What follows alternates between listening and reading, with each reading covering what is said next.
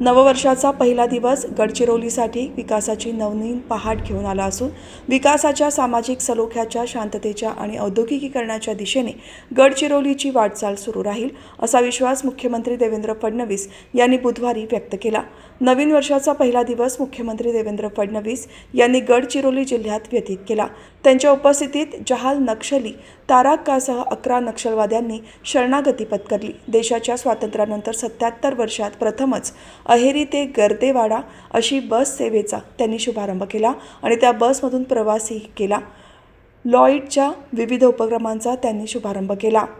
यातून 6,200 कोटींची गुंतवणूक होत असून 4,000वर रोजगार निर्मिती होत आहे। बुधवारी सकाळी गडचिरोली जिल्ह्यात आगमन झाल्यावर मुख्यमंत्री देवेंद्र फडणवीस हे थेट तारगुडा ब्रिज येथे गेले।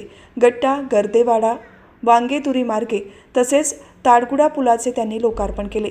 पेनगुंडा येथे त्यांनी जवानांशी आणि ग्रामस्थांशी संवाद साधला। कोनसरी येथे लॉईड्सच्या विविध उपक्रमांचा त्यांनी शुभारंभ केला। लॉईड्स कालिअम्मल हॉस्पिटल आणि लॉईड्स राज विद्यानिकेतन CBSE शाळेचा शुभारंभ मुख्यमंत्री देवेंद्र फडणवीस यांनी केला।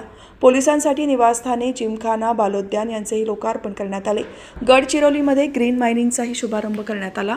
ग्रीन मायनिंगचा प्रयोग देशातून गडचिरोली प्रथमच राबवण्यात येत आहे, अशी ही माहिती मुख्यमंत्री देवेंद्र फडणवीस यांनी दिली।